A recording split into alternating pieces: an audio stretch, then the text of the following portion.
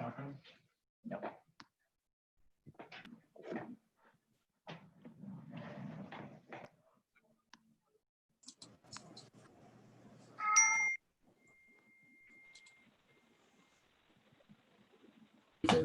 All right, we should be good to go. Okay, all right, thank you. Well, good afternoon, everyone, and welcome. Thank you all for joining us again for another community conversation focusing on the tragedies affecting Black and African Americans. We thought it well today to take a step back and learn about our history. With that goal in mind, today we have a guest speaker, KUMC's own Dr. Jason Glenn, who will be presenting on policing as a source of health inequity, the racial foundations of criminal justice in America. Dr. Glenn has a lot to share, so I want to go ahead and get us started. As Dr. Glenn is presenting, please jot your questions down for later. Before he begins, however, I want to tell you a little bit about our presenter. Dr. Jason Glenn joined KUMC's Department of History and Philosophy of Medicine in 2018. Prior to joining KUMC, Dr. Glenn was the James Wade Rockwell Distinguished Professor in Medical History at the University of Texas Medical Branch in Galveston, and a senior fellow at the Center to Eliminate Health Disparities. Dr. Glenn received his BA from Stanford University in 1996 and received both his master's and PhD in the history of science and medicine from Harvard University in 2001 and 2005, respectively. Dr. Glenn's specialty areas include health inequities, the history of drug policy in the US, ethics and history of human subject research, and deconstructing biological notions of race and discourses of genetic determination. Dr. Glenn is also the former director and founder of Sobriety High Incorporated, a nonprofit organization providing community reentry services for persons with a history of substance abuse who are returning home from incarceration. It is my pleasure to welcome Dr. Jason Glenn. Dr. Glenn. Thank you, Geraldine, and thank you to everyone who is joining us this afternoon. I appreciate you lending your time to hear me speak.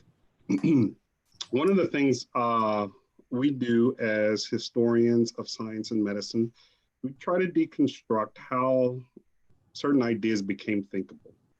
And that's largely what I want to do for you with the first part of my talk today, is sort of deconstruct how the idea of policing became thinkable, such that we think of it as so normal now, as a normal way to organize society, we don't even second guess it.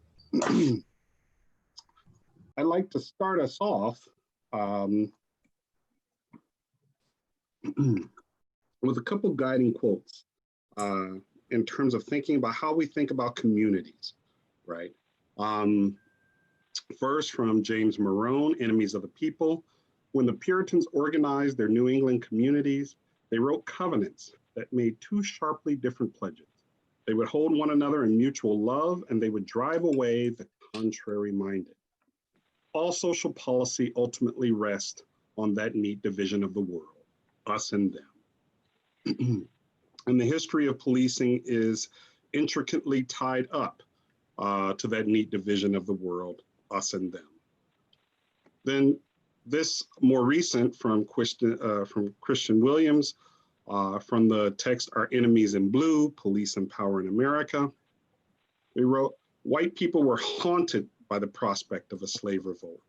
They became utterly obsessed with controlling the lives of Black people, free and slave, and developed a deep and terrible fear of any unusual activity in which Black people might engage. And so much of the history of policing is intricately tied up in that too. So I want to get into some. First, what is policing? We think of it as such a normal, obvious part of living in cities now that we don't stop to think exactly what it is. So policing is a militarized patrol imposed from without, authorized by the state to use force, and permanently interspersed throughout a community to surveil and prevent and deter crime. And we think of this as a natural way to organize societies. But there was a time before policing and a time before jails and prisons.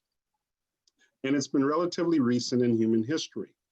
Until about roughly 230 years ago, families, communities, and clans collectively enforced rules and customs. They mediated disputes, and they decided upon restitution. Policing as we know it did not exist. Some of the predecessors, for one, sheriffs that were employed to enforce tax collection, respond to disturbances, settle disputes, or transport prisoners, but were not permanently interspersed throughout a community with the idea of preventing crime by their permanent dispersal and interspersal within a community. Constables, they were initially assistants of the sheriffs. Marshals, whose job was to hunt for fugitives and transport prisoners. Watchmen, whose jobs were to do things such as lighting street lamps, sound alarm for fires that broke out during the night, and warn of invaders or slave uprisings. All these predecessors were on call as needed. They were not permanently integrated into a community under the assumption that the persons who lived there were prone to criminality. And that was the new thing that happened with policing. Well, how did policing become thinkable as a way to organize society? The canonical narrative that is given to us is that policing evolved naturally as a response to antisocial behaviors in urban centers as they increased in size and density. This is completely wrong. Policing emerged as a new European technology of social control in the context of slavery and colonial expansion. And we can't understand the emergence of policing outside of these contexts. So, policing originates in two locations, actually, semi-autonomously. The first in Paris in 1795, following the French Revolution, and their target was La Classe Fainéante in the city slums. That's French for, the term fainéant means do nothing. So the term is the do nothing classes or the lazy classes.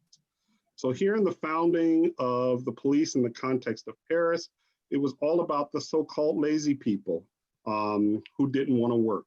And this was mainly directed at a lot of the people migrating to Paris at the time, whose only choice was to live in the slums because of their impoverished condition.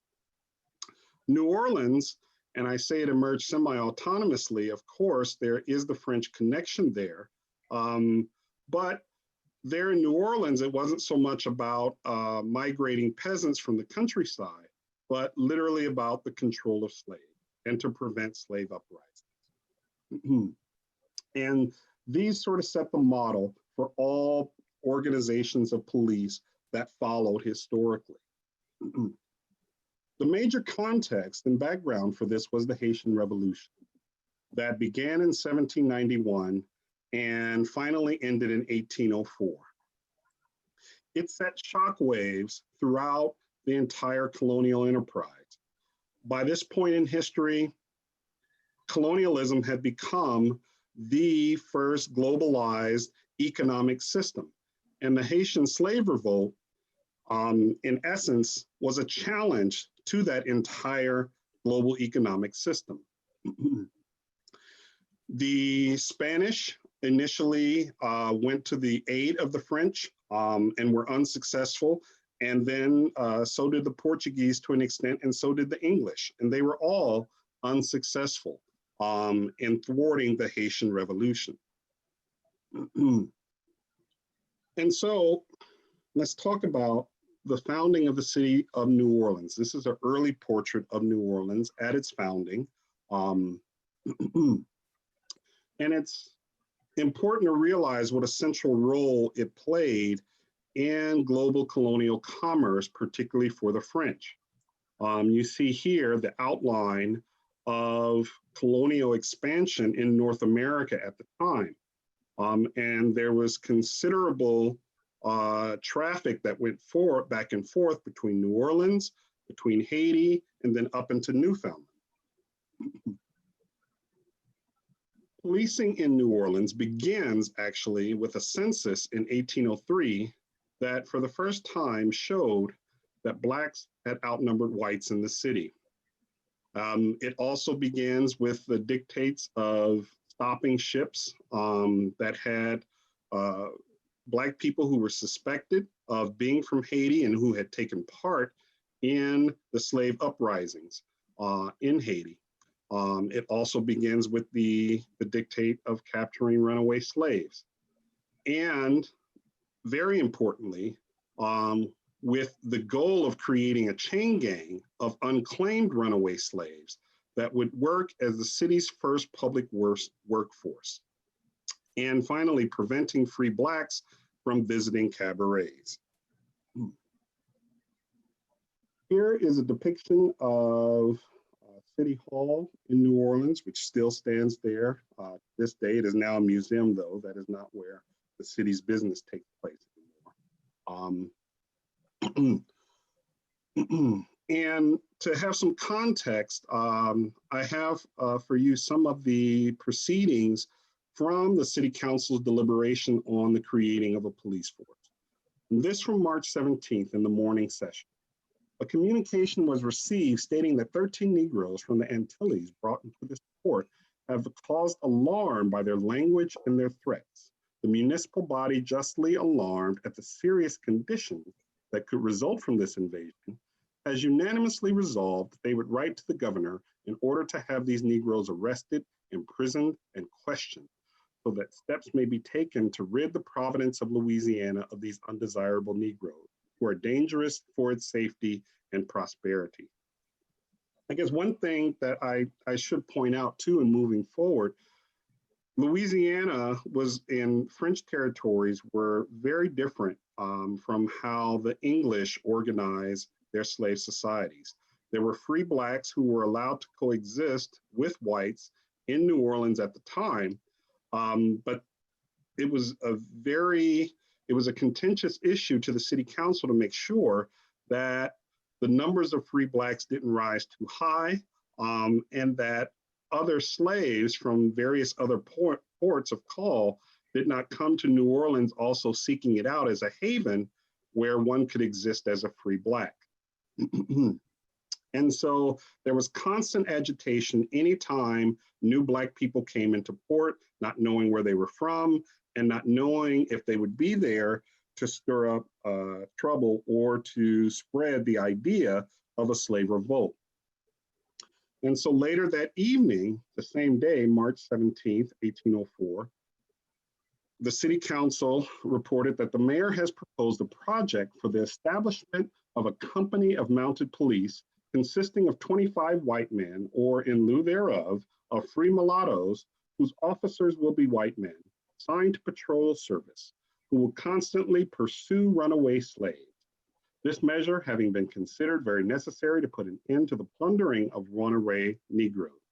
It has been resolved that it be likewise written to all the syndics of the Banlieue, sending each a copy of the Black Code or the Code Noir.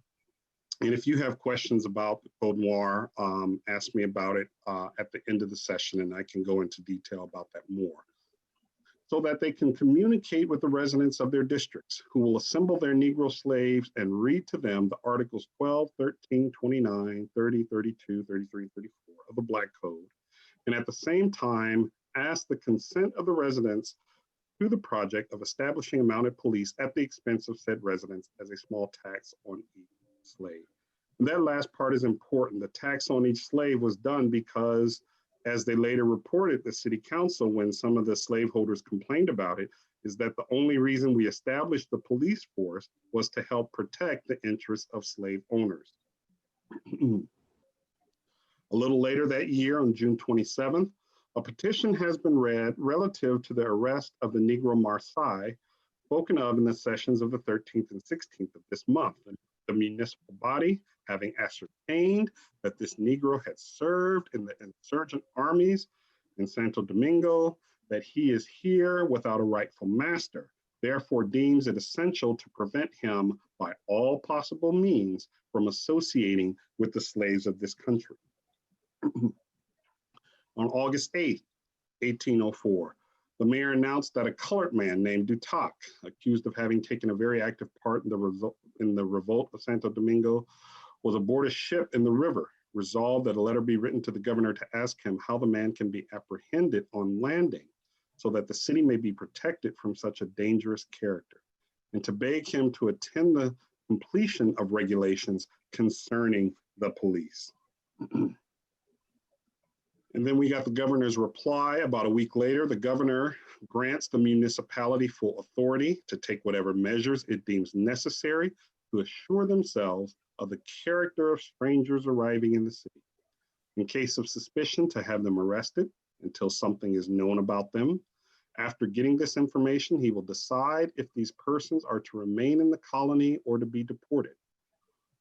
Order heads of families, tavern keepers, boarding houses, rooming houses, etc., to give each week a list of strangers in their establishment, where they come from, their color, etc., and impose a fine of $50 on all delinquents. And that was a huge fine amount in that time. When we look at the entire police ordinance, just to give you a perspective in terms of the creation of the police force, there were 27 articles in total that talked about the reasons, and I've laid out here for you so you can sort of grasp what the major concerns were. So there were 2 of the ordinance that were concerned with running cabarets, 2 with gambling, 2 with driving carriages dangerously throughout the streets. There were 3 involved with sanitation, 1 about selling liquor, and 1 about setting the proper weight of bread.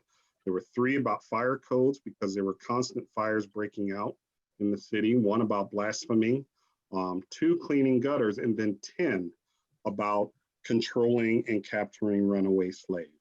And it started off in Article 1, all slaves, Negroes, Negresses, mulattoes, and mulatto women who will be found in the streets after 9 o'clock at night without a billet from their masters, dated the day on which they will be arrested, will be brought by the patrol to the prisons of this city, where they will be punished by 10 lashes. So very first, setting up a curfew. Article 17, Negroes encountered at night without a note or mark of their masters, those declaring themselves as runaway Negroes, and those guilty of offenses or crimes will be arrested and taken into the city and turned over to the keeper of the prison. Article 19, for each of the arrested slaves, the owner will pay a sum of 4 bits if he resides in the city, but if the slave has been apprehended in the banlieue, his master will then pay, besides the tax above mentioned, that of 4 bits per league. So the farther out from the city that the police had to go to catch the slave, the more that was being charged. And if the master resides beyond the limits of the banlieue, he shall pay a sum of $10. Article 20, if the owner fails to claim the arrested slaves, and this was a hugely important part, they will be put on the chain gang 8 days after their arrest and employed in the city works until the owner claims them and pays the cost of arrest, patrol fee, and all other legitimately contracted. And this became a huge motivating factor for the city going forward. As I said, captured runaway slaves who remained unclaimed became the city's first public works force. Article 21, police will make their rounds in the suspected places where slaves assemble, especially on Sunday. Any of you familiar with New Orleans, this is a reference to Congo Square.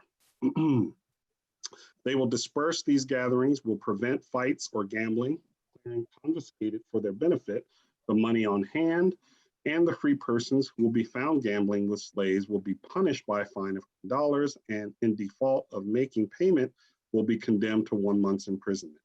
If slaves are found gambling, half of the money seized in the game will be for the benefit of the gendarmes or the officers.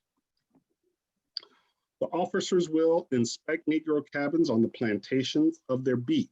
This is important too, like setting up a police beat was set up where Black people lived, like that was the actual point of the beat. They must notify the master or overseer of this measure, requesting them to be present at the said inspection, and all firearms, lances, sabers, or swords, etc., found in the cabins will be confiscated and deposited in the arsenal of the city. All right, this is after the Constitutional Convention, but there are no Second Amendment rights for Black persons, slave or free.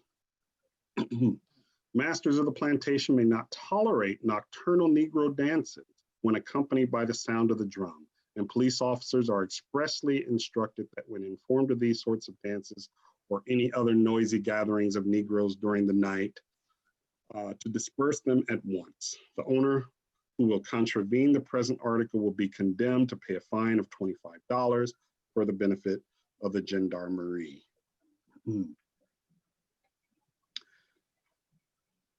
1811, the largest slave revolt in American history takes place, and it starts not far outside of New Orleans, over in St. John Parish, which is west of the city of New Orleans, on January 8th, where more than 200 insurgents began a revolt and began marching toward New Orleans. On their way, when they pass another plantation, they burn, they loot, and they free the slaves that they encounter there.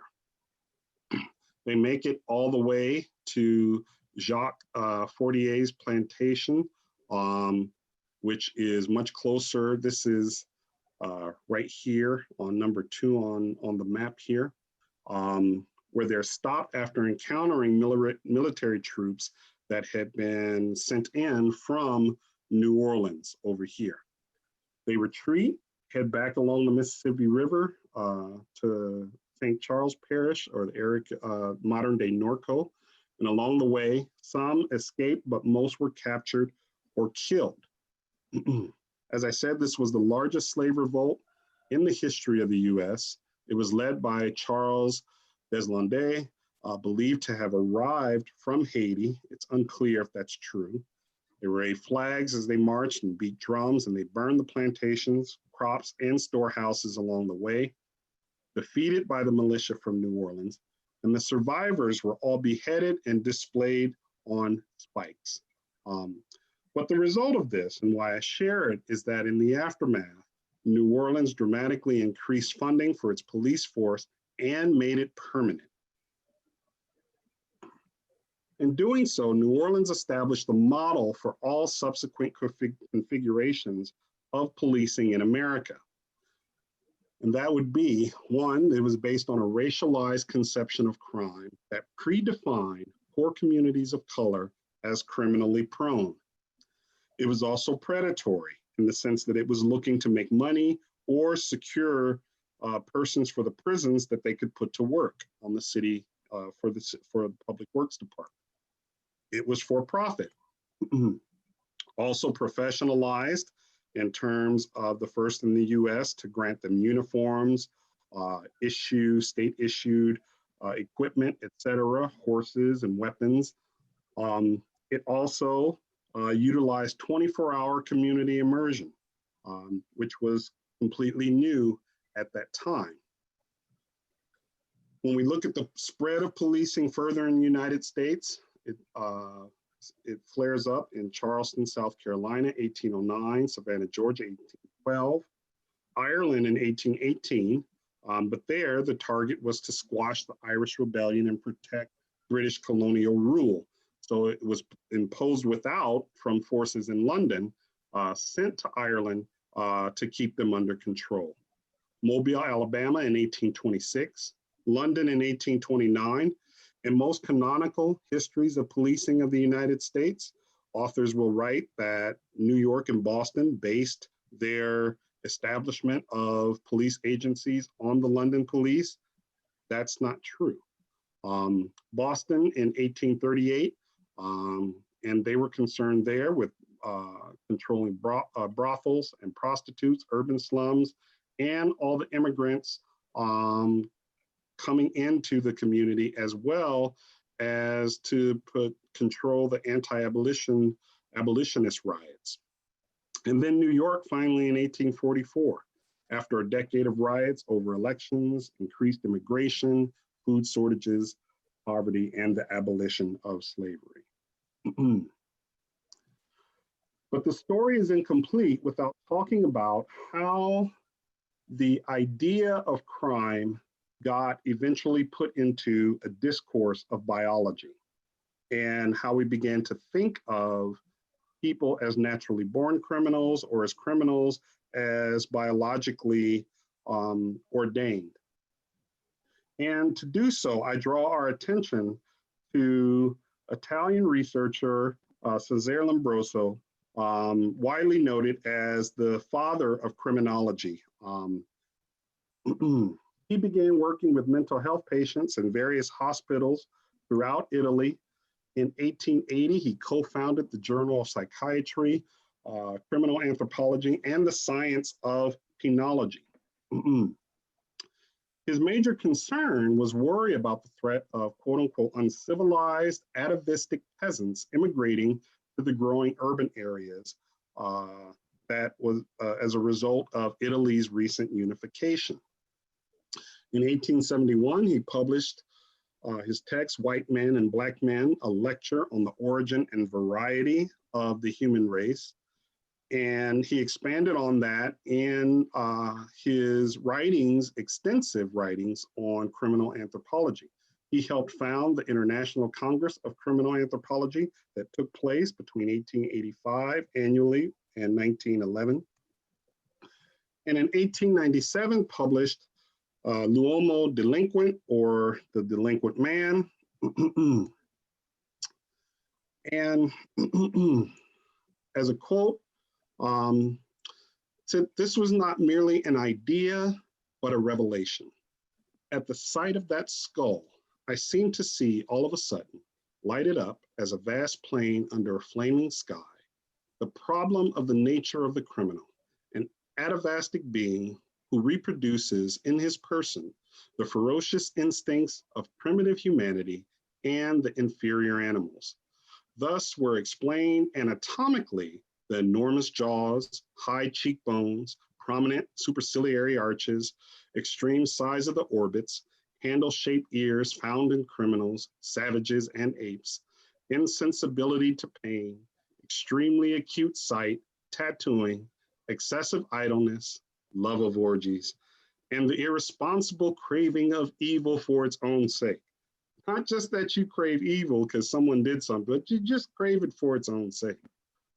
The desire not only to extinguish life in the victim, but to mutilate the corpse, tear its flesh, and drink its blood." I mean, it sounds more like, you know, somebody's writing a vampire novel or something like that, right? So Lombroso, what he did was he examined the skulls of various patients and came to the theory that he could read one's internal propensity toward crime by examining their external physiological characteristics. And as explained by my friend and colleague, Jason Ambrose, in his essay, Ethnoclass Man and the Inscription of the Criminal, these practitioners projected the existence of a class of offenders against the law that further existed as a unique and differential category of mankind. As a result of this projection, the criminal was invented as an object in the field of knowledge. And so we take the early iterations of policing and combine it with a biomedical discourse that says that the people we are policing we're not just doing it because they're Black or because they're slaves. We're doing it because these people are biologically predestined to be criminal at their nature. So now let's talk about the contemporary impacts on health. And I want to talk about structural violence, social and structural determinants of health, to be specific, right? So we're talking about illness conditions that result from the pathologies of social systems. This is about understanding the relationships between race, class, and symptom expression. Often invisible structural level determinants, biases, and inequity shape health and illness long before doctors and patients encounter each other. The four biggest social determinants of health globally are poverty, oppression, displacement, and war. I list here a number of different examples of structural violence, but most important for this talk, right, are predatory for-profit policing, for-profit prisons, and along with those, the war on drugs that has fed really both. Started in 1972 under the Nixon administration, but really propelled in the 1980s during the Reagan-Bush years, also continued by Clinton. Clinton did just as much to incarcerate. The Clinton administration did just as much to further the war on drugs and the mass incarceration movement as his predecessors. And that's important to point out. Some of the collateral consequences. Policing and imprisonment impacts not only families, but entire communities by imposing broad-scale economic hardships, social and economic risk for children, as well as increased risk of fatal disease, particularly with incarceration. In the rest of the US, chronic diseases are the leading causes of death, but when you're a prisoner, it still remains infectious diseases. Some of the impacts on family. Urban residents in rural prisons have a number of effects that impact them. One, that it's difficult to maintain family connections. They are also gouged, their families are gouged in order to keep those family connections. One of the major ways is by the payphones put in prison. This is one area of legal price gouging that has existed for decades, where a 35-cent call in the free world will cost will be $4.50 collect call per minute from a prison. 2/3 of women in prison have minor children and are custodial parents, so this impacts children as well.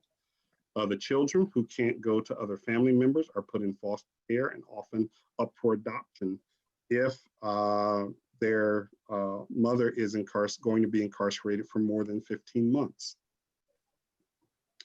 Another huge collateral consequence is disenfranchisement, where currently 1.4 million Black men, which is 13% of total Black population, are ineligible to vote.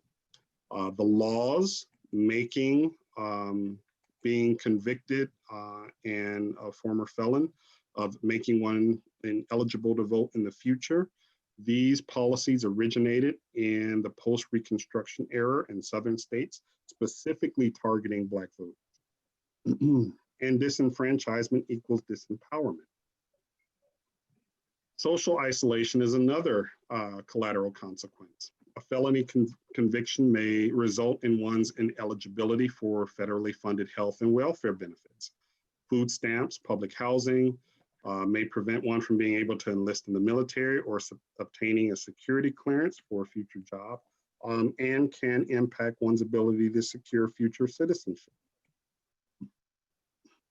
As far as future employment, a felony conviction may result in disqualification for federal education assistance, disqualification for certain employment and professional licenses. It will result in a less likelihood of gainful employment overall and limited housing options. As far as community wealth goes, there's been over 100 billion siphoned out of poor communities through racial profiling and biased targeting of communities for misdemeanor ticketed crimes, resulting in billions of dollars in fines that go to counties and city governments. Also in census practices, counting prisoners in the county where they are housed equals a transfer of political power and resources from urban to rural areas, because those rural areas get listed as having a higher population because of that prison there, and they are therefore entitled to extra congressional resources as appropriated by Congress. There's a direct relationship between increased spending on prisons and public divestment from education and social solidarity program.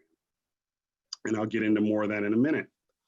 Then forfeiture laws have confiscated billions of property from merely suspected criminals in communities of color, going directly into police departments. And I'll talk more about that in a minute too. In 85% of civil forfeiture instances, the property owner was never actually charged with a crime. Only 1% of federally seized property is ever returned to its owners. This thing about asset forfeiture is really huge. It begins in 1986 as part of the Omnibus Crime Control Act of 1986 and is part of the war on drugs. Previously, or what the administration did was rework some of the statutes that were enacted in the 1960s to target organized crime syndicates and go after their assets and say, can't we use this same provision to go after the assets of people who we suspect of dealing drugs? But in rewriting those statutes, one thing was actually pertinent to this story is that it was no longer necessary to secure a conviction in order to forfeit a person's assets. A person only needed to be arrested on suspicion of having committed a crime and have their assets seized. And then they actually had to prove that the assets were theirs and acquired legally before they can get them back. And this is a violation of people's constitutional rights. However, the courts have continually held that when it comes to poor communities of color, it's perfectly fine. And we can see over the years how meagerly the asset forfeiture had started out with only 93.7 million in assets forfeited in 1987 or 1986, but as recently as 2010, $2.5 billion in assets seized. As far as community divestment goes, we look here, the top graph shows us our nation's investment in higher education.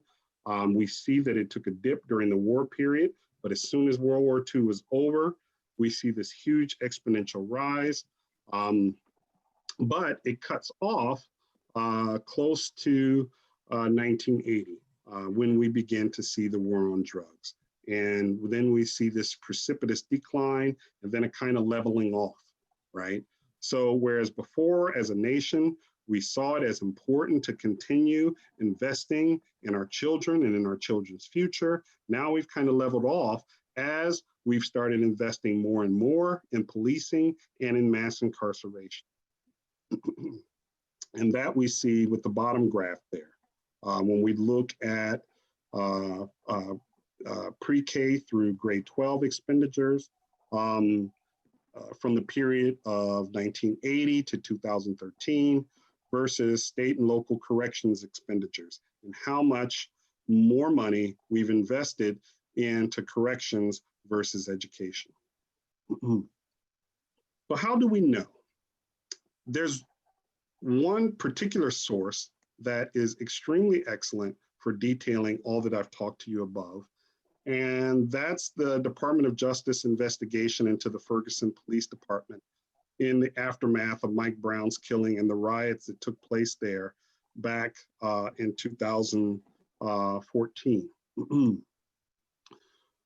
And as concluded in the Department of Justice investigation, Ferguson's law enforcement practices are shaped by the city's focus on revenue rather than by public safety needs. A pattern of unconstitutional policing and has also shaped its municipal court with routine violations of citizens' First, Second, Fourth, and 14th Amendment rights. They also found that police in municipal court reflect and exacerbate existing racial bias. Ferguson's own data establish a clear racial disparities that adversely impact African Americans. Discriminatory intent is part of the reason for these disparities. The city budgets for sizable increases in municipal fines and fees each year, exhorts police and court staff to deliver those revenue increases, and closely monitors whether those increases are achieved. If the DOJ had investigated nearly any police department in America, they would have found these same findings.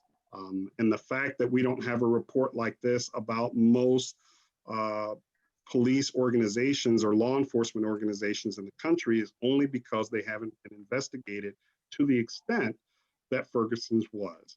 And it shows the importance of citizens demanding accountability, because the government normally would not do it on its own. So, how predatory for-profit policing as a structural determinant impacts health in a number of ways.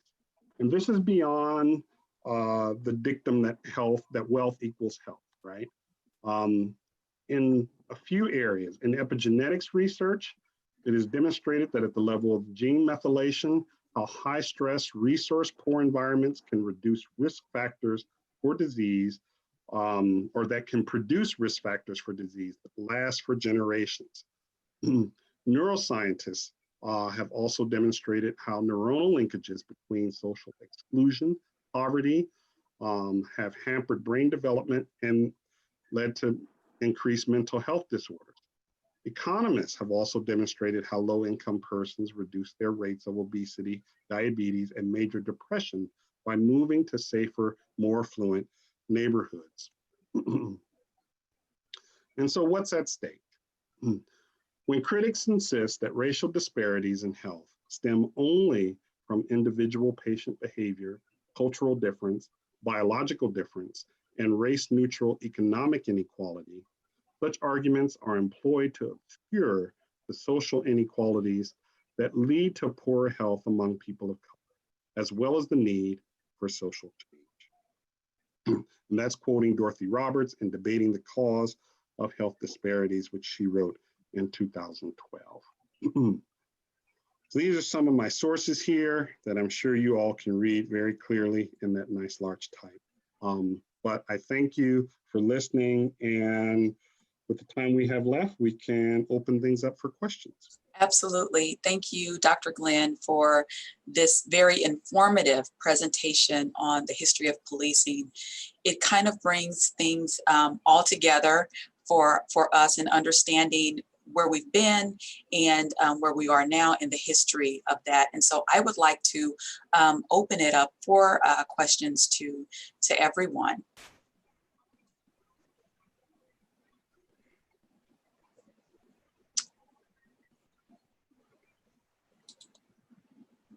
Dr. Glenn, has there been any extensive research or study through American police departments looking at Sir Robert Peel's 9 Principles of Policing from 1829?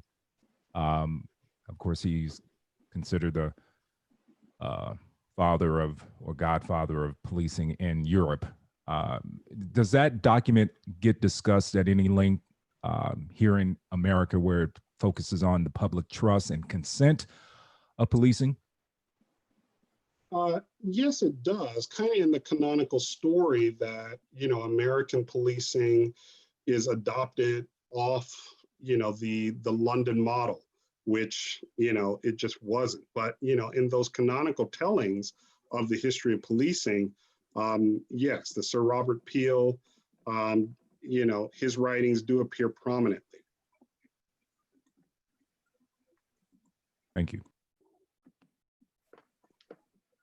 This is more just a comment, Dr. Glenn. First of all, thank you so much. That was so dense with information and very just very captivating. It kept us engaged intellectually the entire time. I'm grateful I had already watched 13th on Netflix, because it helped me just kind of hang some of the information. It was like a little bit of a a little bit of a primer for this. So I would appreciate like having more information, if that makes sense, at another at another time where we can dig into this again a little deeper. It's just an incredible amount of information and a lot to process.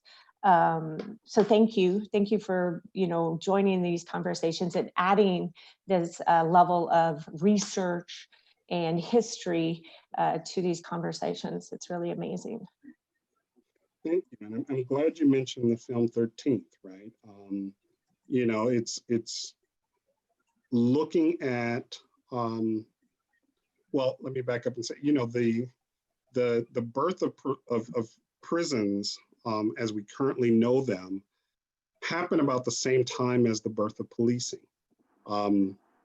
This is around the same turn from the 18th century into the 19th century, where prisons become disaggregated out of the madhouses of the 16th and 17th century, and you get this sort of divergence where out of the madhouse you get the asylum, the hospital proper, and the prison, right? And there were, along with that, there were thinkings that these phenomena could be understood in biological terms, right? We can understand mental illness and treat it as a health phenomena along with other illnesses.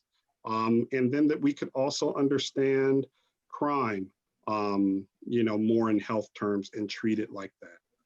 And that history in terms of how prisons, particularly in the United States, and, as an institution, how they merge with the ending of slavery and what they were propagated to do is rich, and I'd be happy to come and share more about that with you all. Dr. Glenn, I think that will be necessary to do. Ty talked about how we need to further this conversation to see what we can do as an organization, and Mega also has some other recommendations. I think I interrupted. Was it you, Mr. Criswell? Yes, thank you. Gordon Criswell here with the Unified Government. I was intrigued by the history of policing, Dr. Glenn, and I'm wondering how I might incorporate some of this information that you've just presented into our police training academy. I mean, I get 25 or so young recruits on a regular basis that come through our recruit program who want to be police officers. And I don't know actually if we go into this level of historical presentation and detail regarding the history of policing. And it seems like to me that would help better shape these officers that we are training to put on the street. So I'd probably like to follow up with you later and see how we might invite you to our academy and have a discussion with these young potential men and women who want to be officers before we put them on the street. Thank you. I'd welcome the opportunity, but I'd just like to add, the issue is not so much with training police, it's the mission of police, right? And as long as we set police on a mission to control poor communities and to control untreated mental health disorders, right? That we are actually setting them up on a mission for failure, or down a road where the kind of behaviors that we're witnessing are going to be seen more and more often. We really have to rethink the mission of policing, right? One, that we can't, or we can no longer continue to have pockets of our population who are exploited for the benefit of others and controlled by the mechanisms of policing, right? Essentially, that's the mission that policing was set up with. And if we want to see better behavior from law enforcement, We really have to stop asking them to do that. But in order to stop asking them to do that, we have to set up a global economic system that no longer depends on abuse and exploitation of vulnerable peoples, right? And so much of everything in our lives as middle class, as upper class persons in this society has been secured for us by the abuse and exploitation of vulnerable, poor peoples, primarily poor peoples of color around the globe. And that's what I really would like as the takeaway message, that, you know, in order to move away from this kind of policing and to no longer see this kind of abuse, we have to stop asking these organizations to protect that unjust system. Thank you. Thank you, Dr. Glenn. This is Dr. Allen from Emporia State University. Thank you, Dr. McGee, for hosting this quality presentation. I am along the same lines of thinking regarding the shifting of the mission, but I did have a similar question that the gentleman before me asked. And because I have a similar question as him in terms of training and your response is focused on mission, how do we as partners in our community and leaders in our community move the agenda forward to reshape or reimagine the mission to accomplish this in the roles that we're in right now? So that's a question. And I really want to find a way to move from discussion to action, no matter what the steps are. Thank you for that. I often go back to one of my favorite quotes by James Baldwin, as he wrote in The Fire Next Time. And, you know, what he basically said there, he said, white people are trapped in a history that they don't understand. And until they've been made to understand it, they can't be liberated from it. I like to extrapolate that a bit and say that we're all trapped in a history that we don't understand. And until we've been made to understand it, we can't be liberated from it. And what I mean by that specifically is that, you know, what I talked about earlier is a global economic system of exploitation and abuse that has been put in place for the benefit of the middle and upper classes of folks in quote unquote first world nations, right? We largely go about our lives not understanding how all sorts of different peoples are exploited and abused for our benefit, right? And because we don't understand it, we think we live these lives of affluence just by the hand of our own hard work and efforts. And it's not to say that we don't work hard at what we do, but we are really kept blind to the fact of how our affluence is secured for us by the abuse and exploitation of others. And as far as we're getting to a point as a society where collectively we agree that we need to no longer have that kind of system that depends on the abuse and exploitation of others, I think we have to understand that history, right? And so some of these conversations are critical, that we have to come to a collective understanding about how our existence depends on the exploitation of others. And until we do that, I don't think we're going to get to a point where there's collective agreement that we need to change not only our individual behaviors, but as well as the mission of police, right? This is Richard Corntager, KU. Thank you for fantastic presentation. You know, there was a comment in the chat earlier saying, you know, none of this was in my, you know, Shawnee Mission public school education. And it seems to me that that would be, you know, it's so hard to know where do you start to try to really make a difference. But it feels to me at this time that one place that we could really start and potentially make a significant difference is if we look at the school systems, the younger age kids through primary and middle school in KCK. We look at our kids in the Shawnee Mission and the Blue Valley school districts, and we connect them. It was something that I've tried to do for a couple of years, haven't had a lot of success, and I'm starting to work with Jamela and some people through Thrive to see ways that that can happen. But it feels to me that that would be something very real that we could do. And, you know, if I think of some of the, you know, the health challenges, you know, over the decades in our society, smoking, you know, it took ages of time for people to change their, you know, for it to no longer be acceptable. And I'm just afraid that we, you know, this talk is, you know, everyone has been saying this has been going on for hundreds of years. It's really time to look at that, the early generations, and let's change them. Let's get them, these kids, to meet each other, to understand, to know the history, so that they will simply look at this and say, no, this is just not acceptable, because it's, you know, changing the missions of the police. That's going to take an incredible amount of political,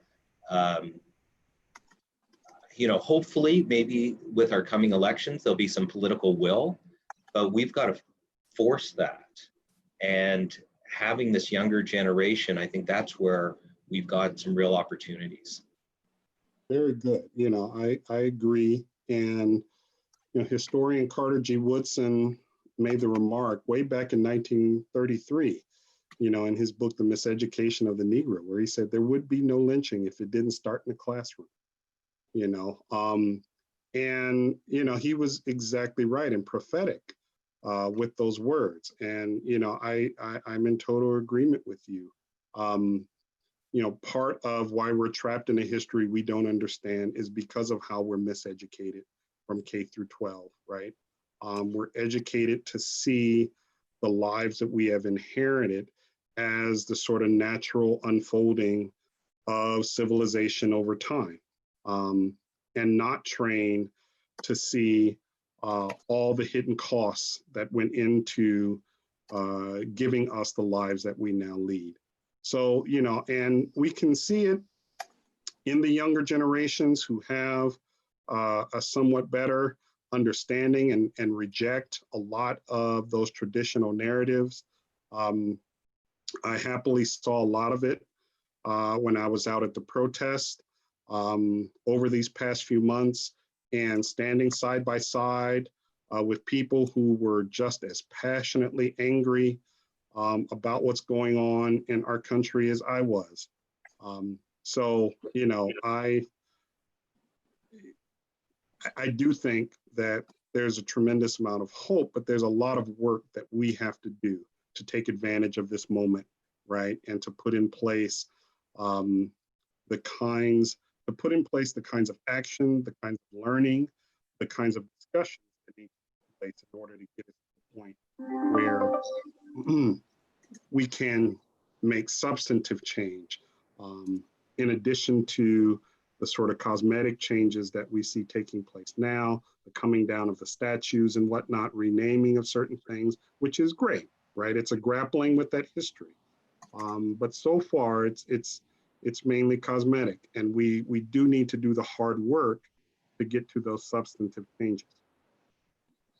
Thank you, Dr. Glenn. It sounds like that we need to certainly continue this very important conversation and see how each of us, and individually, but also as a collective, can facilitate change in this area. So I want to thank you again, Dr. Glenn, for presenting today, and thank you all for attending. And we will continue this conversation. I hope you all checked out the chat as usual. It was very, very good and really informative. So we will set up another time and continue with this. And again, thank you all so much. It's 101. I'm sure everyone has places to go or another meeting to get to. So again, thank you so much. Thank you, Dr. Glenn. It was wonderful. And I'm positive that you'll be back. So get ready. Okay. Thank you, all everybody. Right. Thank you all. Thank you so much. Have a good afternoon. Thank you, you too.